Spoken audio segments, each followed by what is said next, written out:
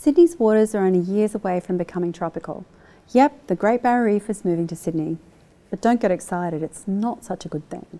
Although tropical corals have started to show up, so far there's not that much coral to see, but other impacts could be enormous. So what's going on?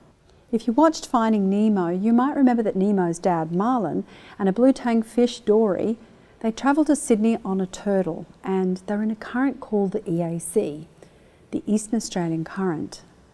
Well, that's kind of right. The EAC does stop near here, out from Sydney, and it brings warm northern waters down along the eastern coastline. The EAC waters are warming and twice as fast as any other area. Sydney's waters are temperate, not tropical.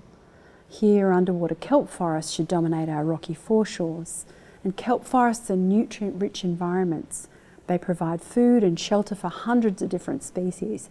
They support a fishery worth more than $10 billion a year. But temperate reefs need relatively cool water. So this warmer water, it stresses the kelp.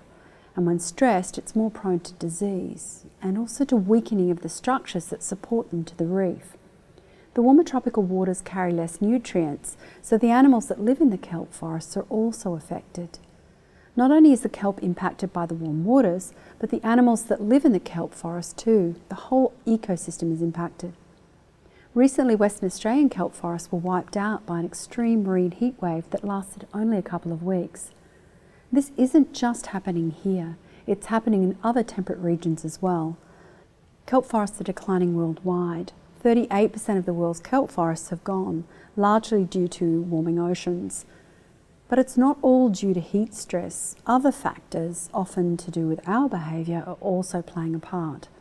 Kelp forests in South Australia have disappeared because of their nutrient-rich polluted wastewaters, while in eastern Tasmania, 95% of the kelp forests are gone. And this is because kelp-eating sea urchins are out of control. Sea urchins graze on the kelp forests faster than it can reproduce. Lobsters usually eat the urchins and keep their numbers under control. But overfishing of the lobsters has upset the balance. But species can move, so all's not lost. Our kelp may be able to move further south, but not those in Tasmania. They'll be eventually driven off the edge of the Australian continent. Beyond that, there's nowhere to go. Climate change increases the magnitude and rate of species movement globally. Some species will adapt better than others to those rapidly changing conditions.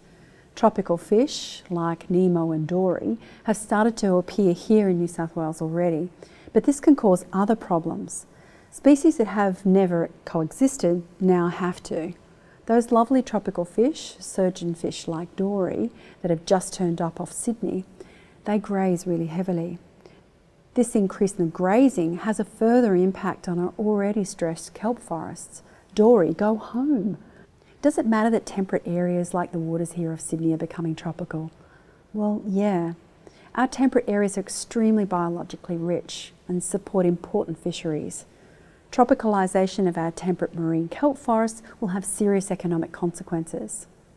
For wealthier countries, these challenges may be less devastating than for others. And hey, in some areas, the movement of marine species will create a better economic situation.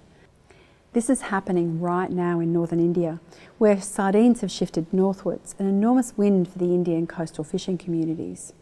For us, closer to home, skipjack tuna may be less abundant in the Western Pacific, and many countries in our region depend on this fishery for food security and economic development. So there'll be winners and losers in this marine species reshuffle. Although we don't know the outcomes of tropicalisation on our temperate reef systems, we soon will, as it's happening right now.